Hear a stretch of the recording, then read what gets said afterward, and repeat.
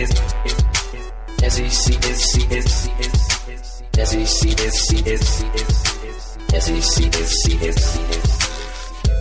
our coverage. It's what we do. That's all we do every Thursday at 5:30. College football. College football. Mountain West Conference. Doesn't matter. SEC is all that matters. Nick Saban is crazy. Yeah. And that's all. Let's start the show.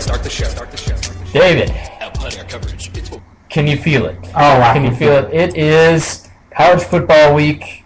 As we sit here recording the show, we are approximately 2.5 minutes away from kickoff of the South Carolina-Vanderbilt game. It's finally here. I know we were talking about it off air, but why did we have to go to work today? Today is a holiday. It is a national holiday. Basically, from Thursday until Monday, we should just take all of those days off to pay proper homage to college football. And you know what? Let's just take the rest of the fall off. No more. That sounds good to me. Sounds great. Surprisingly, we don't have any players to talk about this week who are going to have to take the rest of the fall off that I can think of. Not the rest of the fall, no. We're not sure about Michigan's running back. Whether that's true. We'll talk about him. I guess also in the past week, Auburn starting center Reese Dismukes managed to get himself arrested for public intoxication, so he's suspended for the Clemson game. We'll talk about that a little bit in our Auburn and Alabama previews, which will be coming up here in a few minutes. A couple of Notre Dame players got suspended. Yeah, I think that basically their whole team is suspended at this point. So, something like that. Maybe a couple of them probably get held up through customs trying to get into Ireland or wherever their game is. I don't know. Ireland's pretty lax with that kind of stuff. They may not come back. Right, I guess. That's true. But a couple of college football news and notes, as always, to talk about. Mississippi State looks like they may be getting themselves into a little bit of NCAA trouble. A couple of weeks ago, wide receivers coach Angelo Mirando kind of resigned suddenly, and there wasn't a whole lot of explanation given to that. I think you put two and two together now, that may have been related to some type of NCAA violation with a current player, Will Redmond, during his recruiting process. To be honest with you, I don't really know a whole lot about this situation, but what do you think? This is going to end up being a major deal? Or? Oh, definitely. I mean, once you already have a coach suspended or leaving a program like that, you know something's coming behind it. So. Yeah. And, they've been talked about all the way as far back as Cam Newton. I mean, talking about trying to pay for Cam Newton. So, trying to buy that Cam juice. That's true. I kind of feel like, and I think a lot of Auburn fans may feel the same way, this is kind of poetic justice for Mississippi State throwing all that Cam Newton BS on us, so whatever. That's all I'm going to say about that. Auburn has been exonerated of. That is very true, very true. So I guess one other thing I want to talk about here real quick.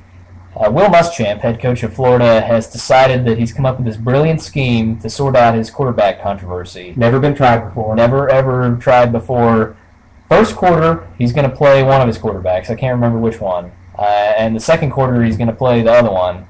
And whoever does better, I guess, will play the rest of the game and play the rest of the season. Genius or stupid? I'm thinking, you know what? My first reaction is to say it's stupid. However, if you remember back to last year, there was a quarterback controversy at the University of Alabama, and that's exactly what Nick Saban did. Yeah. One quarterback got to start one quarter, the next one got the second, and then McCarron ended up playing the rest of the season, and it worked out okay for them. So while initially I think it's pretty stupid, worked out pretty well for the Tide. Yeah, I think you can get away with it a lot easier if you're playing a no-namer, which Florida is. I'm not even exactly sure who they play, but, they play Bowling Green. Bowling Green? Yeah. I mean, if Auburn was trying to do this in the game against Clemson, I'd be severely worried. Right. But, I mean, when it comes down to it, though, you've had all fall practice to look at these guys. Can you really not make a decision? I mean, do you really need to see these guys in a game situation, or is this just a case of coaches not being able to make up their mind? I think the game situation is a lot to be said. You never know how somebody's going to react when they get thrown in, especially at the speed that the SEC plays at. You never know what's going to happen, especially with scrimmages. You see the same players every day, seeing a new team each week. I think it'd be good to see him under pressure, but I do not like the 1 quarter in, 1 quarter out. At least give him a half. Yeah. It's hard to get in a rhythm in a quarter.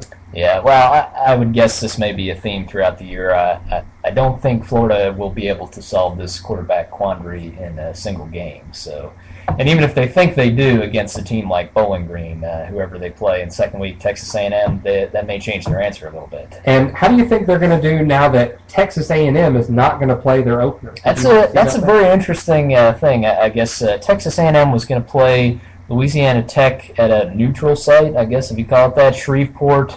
That game was postponed as a result of hurricane/tropical storm depression Isaac. I guess they rescheduled it for the open date later in the season. So Texas A&M's first game of the season now is that big home opener against Florida.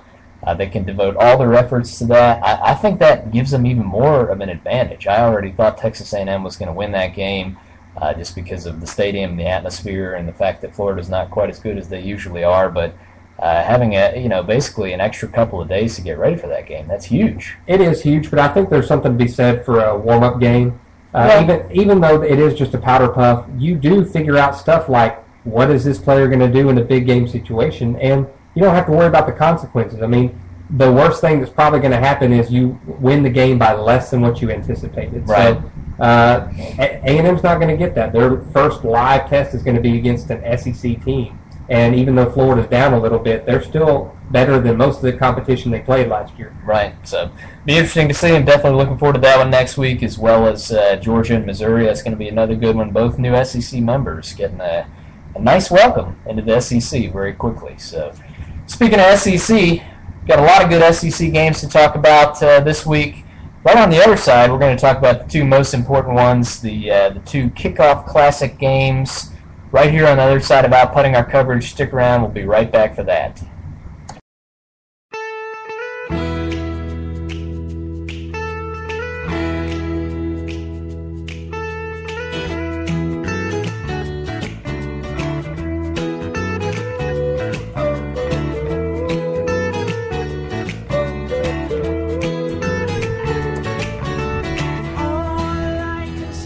We are back here on Outputting Our Coverage. That song, of course, No Rain by Blind Melon. There is some rain at Vanderbilt right now where they have just kicked off, so the college football season officially underway.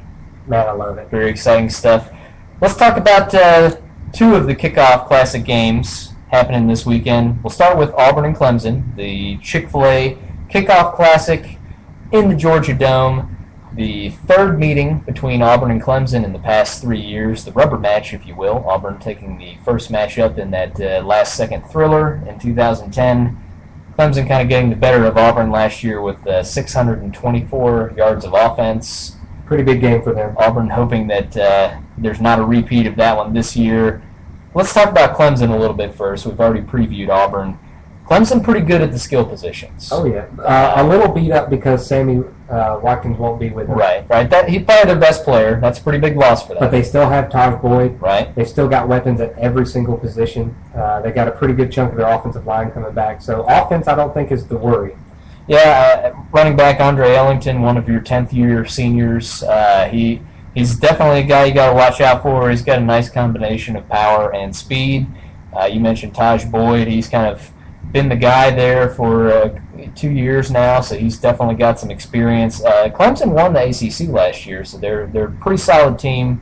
You mentioned the offensive line. They got a couple guys coming back, but I think that may be a question mark for them. Definitely on their offense is the weakest link. Right, and there's one guy in particular, Gifford Timothy, had surgery a month or two ago. He's one of those guys that was coming back. He's saying he's probable for the game this weekend, but one guy like that, when it comes to a somewhat inexperienced offensive line, it can make a big difference whether or not he plays. All it takes is one chink in the armor. Right. I mean, if you just have one spot on the offensive line that doesn't do their job, then you've got a skill position player going down injured. I mean, right. It's that important right. on every single play. Right. So skill position's pretty strong for them. Let's talk about that defense for Clemson a little bit. Well, the big number for the defense is that score in the bowl game last year. I'm worried that they can't get it out of their mind. They've got a new defensive coordinator. He says that things are going well, but you never know. I mean, 70 points is a lot to shake off. Absolutely. And the Clemson people are kind of saying that Brent Venables coming in from Oklahoma, he's simplified the defense, made things easier, more instinctual. Yeah, you hear people say that going both ways like it's a good thing. It's kind of been the opposite with Auburn.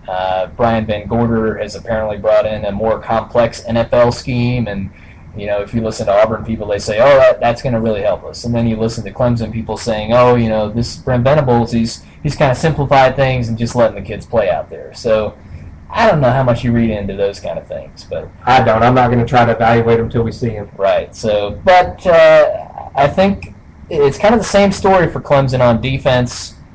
Talented guys in the secondary, talent and depth in the linebacker core, but again on that defensive line, that may be a question mark for them. There's not a whole lot of experience. There's not a lot of experience. They keep bringing in a defensive end every single year in the 4-star, 3-star, 5-star. So there's a lot of talent there, but you just never know what you're going to get out of those young guys. Right. So we talked a little bit about Auburn. The news coming out this week that Reese Dismukes was suspended.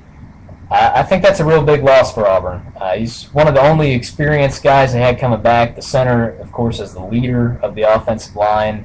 The guy coming in behind him, Tunde Thuriaki. One of the greatest names in football. Not a very highly recruited guy. By all accounts, he's pretty intelligent.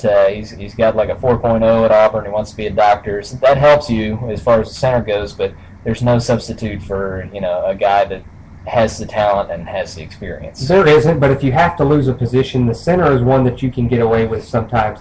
As long as he can get the snap there, the center is a position, especially in the zone blocking scheme for Auburn, that you can do a lot of chip blocks on. He can just help out on the first attack and then go to the second level and try to get a linebacker. So for Auburn, not the worst thing that could happen as long as the guy can stay mentally in the game, and it sounds like he's got the ability to do that. Right.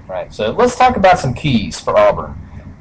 These are, a couple things that if they go right, Auburn's going to win the game. If they go wrong, Auburn's not going to win the game. What do you see? I think the biggest thing by far, forget the quarterback issues, forget any offensive issues for Auburn. If their secondary does not step up, they will lose by 15 to 30 points. I mean, the Clemson passing attack is just powerful. They need to get a good pass rush, and their secondary has got to be locked down, or else this could get ugly quick.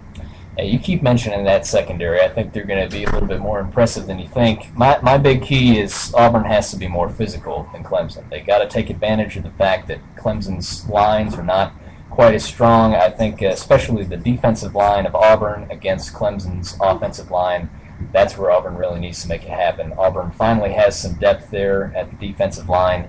If they can take advantage of that matchup, I think they'd be in good shape. And I tell you what, the pass rush from a defense really does help out a secondary, whether they're going to show up or not. If you can get to the quarterback, he can't make those downfield passes. Right. So give me a prediction for this one. What do you think? Well, you already know what I think is going to happen in the outcome. I think Auburn's secondary plays really well. I think they do get a pass rush, and it's a really tight game early. But I don't see him hanging in there. I see Clemson winning about 35-21. 35-21. Wow, that's pretty large margin there. Of course, I'm going to go the other direction. I got Auburn in this one, 24-14. I think it'll be close, but if Auburn can stay physical, 14 points. That's keeping Clemson down. Hey, I think you're going to be impressed with this defense, and especially the secondary. We will see. That's just a lot to absorb as an NFL defense in Week 1. We'll see. We'll see if they pass the eye test. Let's talk about the other kickoff game going on this weekend. Alabama and Michigan playing at the Jerry Dome. Michigan is surprisingly ranked number 8. I don't see that. I don't know. Maybe it's because Michigan's been so disappointing the past couple of years, but is this really even is it going to be a close matchup? I think it'd be pretty close pretty early while the emotions are running high. I think Michigan could even take an early lead just with a couple of plays downfield. We talked about Alabama's secondary is pretty youthful. I think they could get burned on a play or two, but no, I think long-term this game gets lopsided pretty quick. Yeah, Michigan, of course, has Denard Robinson, probably their best player, but I still think he's pretty overrated. A guy who can run around, but he's pretty talented at throwing up some arm punts, some interceptions to the other team. I'm not that impressed with him. Plus, with an Alabama defense like that, you don't want your quarterback running around because one wrong hit and he's down. Yeah, I think they'll probably be able to contain him pretty well. Michigan kind of keeping things under wraps as far as their running back Fitz Toussaint, another great college football name. We're not sure whether or not he will play.